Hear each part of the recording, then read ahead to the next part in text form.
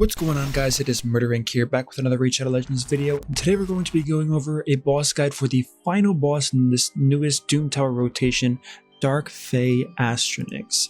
Now before we go over that, it's important to go over one key and core mechanic before I show any gameplay.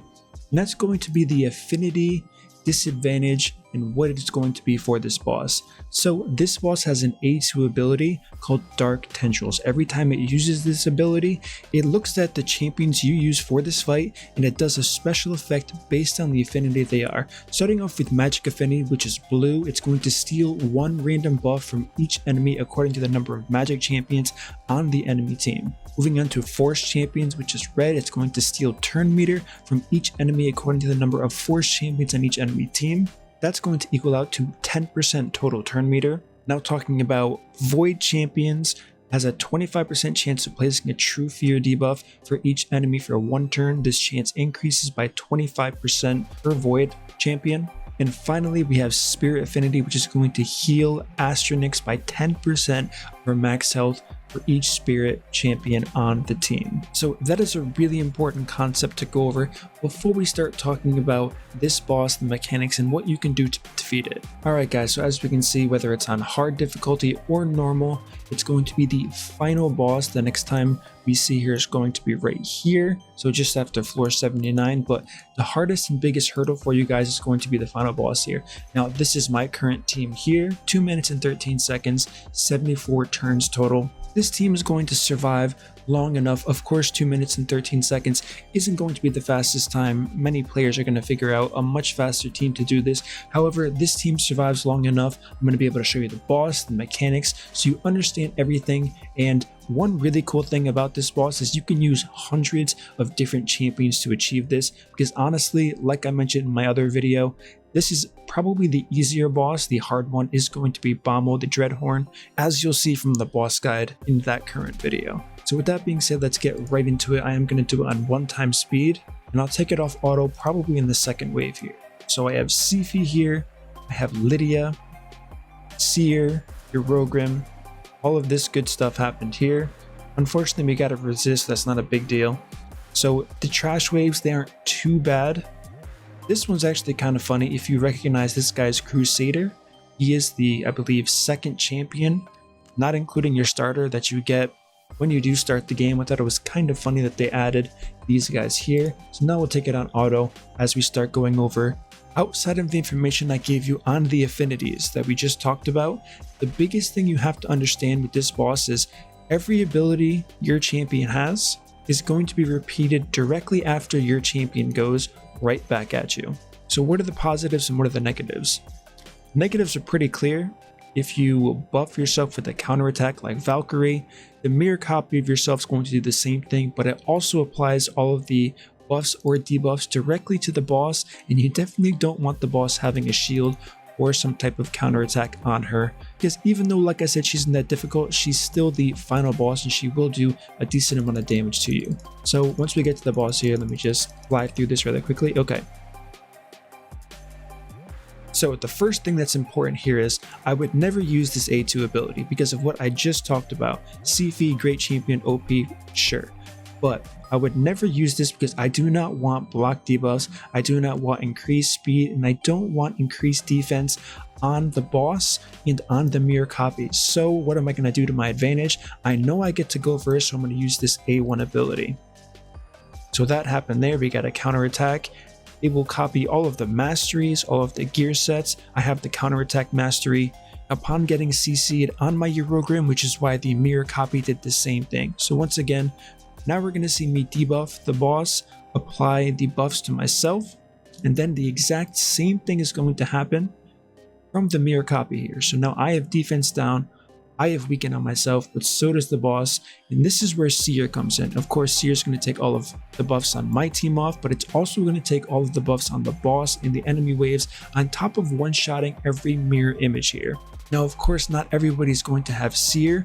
One thing that's really important to understand is think of how bad some champion AIs are.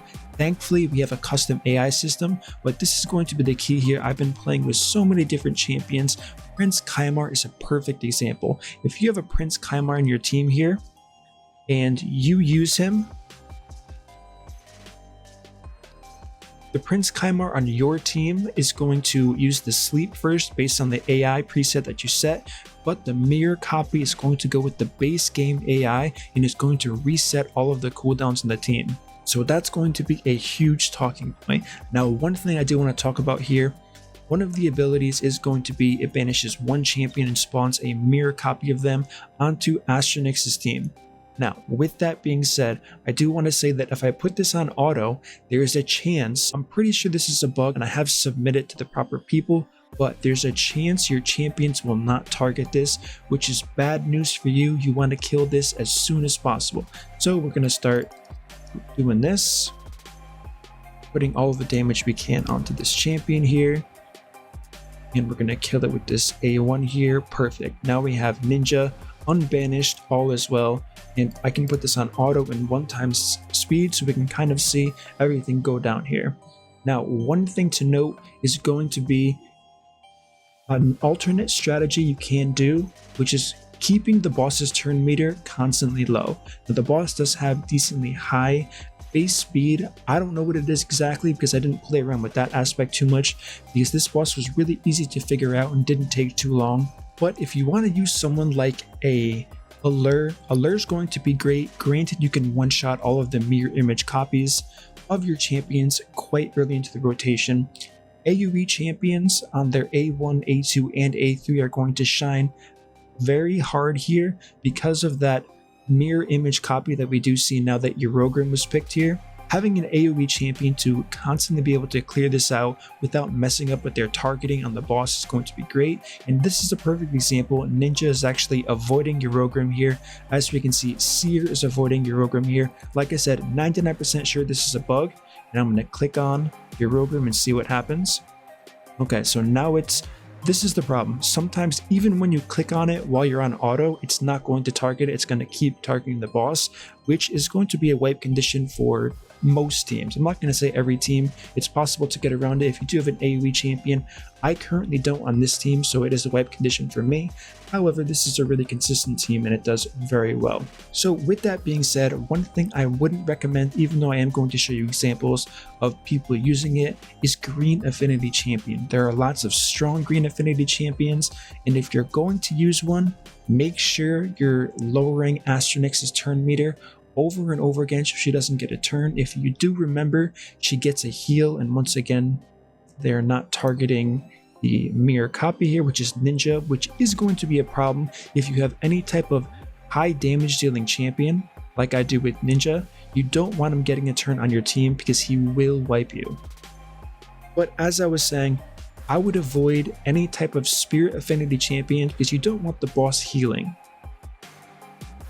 Obviously, it's going to be bad for progression. If you can muscle through it, that's definitely fine. But like I said, if you're going to bring a spirit affinity champion, make sure you're lowering the turn meter on the boss over and over again so she simply doesn't get a turn. Or if she does get a turn, it's not often enough for the heal really matters.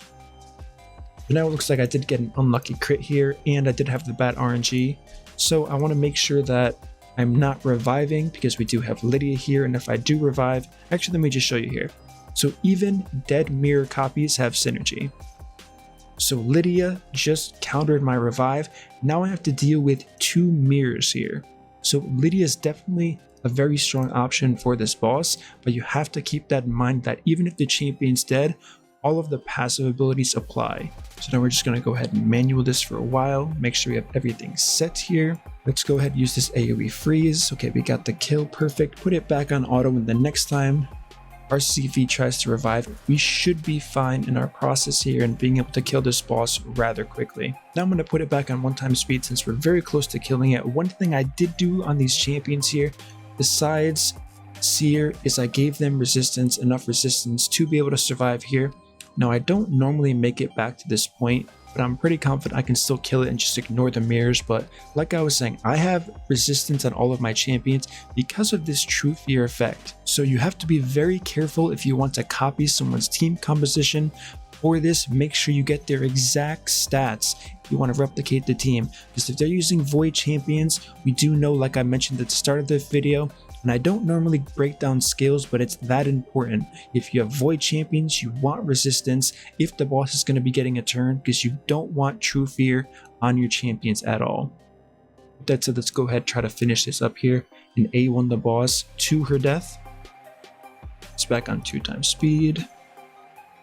Okay, perfect. So this one, of course, took a little bit longer. My best is 2 minutes and 13 seconds, 74 seconds. I do expect players watching this to beat this rather quickly since not a lot of time has been spent on this. Let's go ahead and see what some of the other people are running.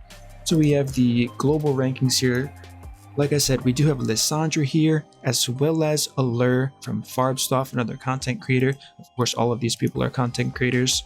So you can see the clear synergy. Even though he'd elected to use a Spirit Affinity champion, he has reduced speed from Stagnite, he has lowering the turn meter from the A1 for Allure, as well as a turn meter reduction and a transfer buff from Lissandra. So all of these things together will work very nicely. As we see from KIR Gamer, we have double Allure, double ally attack, as well as Stagnite once again. So lots of really interesting teams here. I do see the very common theme of Lissandra. Don't worry, you don't need a full legendary team. This can be done with epics. It looks like there was rather low participation this time around for the test server, so this is just what people have come up with so far. So when you do see all of these champions and all of these legendaries, don't say, okay, these are going to be required, this boss is too hard. Trust me, it's not the case. I just explained it pretty well here, and you should all be thinking about your accounts and have a pretty good idea on the champions you can use. So now that I went over that, the last thing I do want to talk about here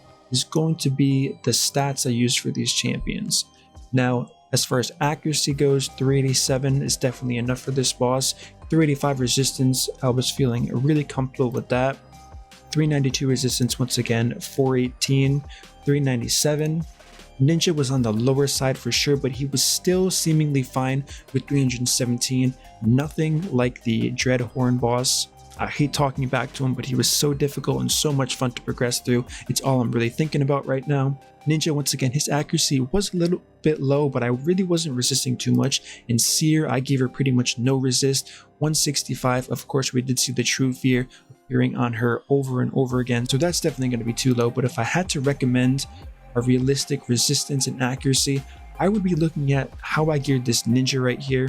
I would say 340 accuracy, 340 resistance is going to be the safe zone for sure as far as consistency in resisting and debuffing the boss over and over again. If you go a little bit lower, you'll get away with it. It might not be consistent, but you only really have to do it once, and there's no penalty for failing the Doom Tower. So if you can't hit these stats, definitely go ahead, use 300 resist, 300 accuracy, and pretty much gamble your runs until you do complete this boss. Outside of that, the last point I really want to stress are going to be champions that have things like cannot be removed or cannot be resist.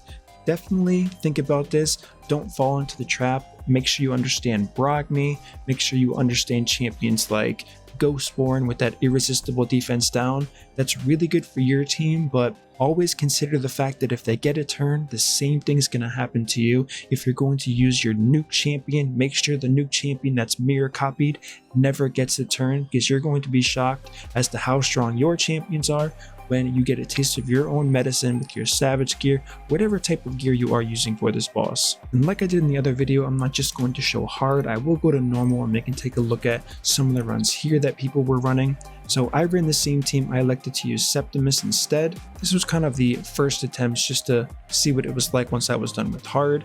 Septimus pretty much one-shots all of the trash waves. They are definitely non-threatening at all.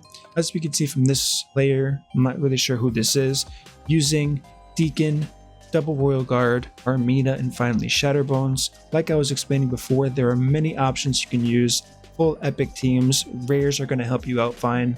So don't be discouraged by the champions you see and the champions you have on your account. I guarantee you this boss is going to be the least of your worries. Alright guys, that's going to conclude my video on Astranyx. Let me know right now who you guys are planning to use. Give me your 5 champions. I'm really curious to see, based on what you just saw in this video, which 5 you're going to give a go at this. And I look forward to see some really interesting compositions in the comment section. As always guys, if you enjoyed this content, don't forget to subscribe, like, turn on the notification bell, and I will see you all in my next upload.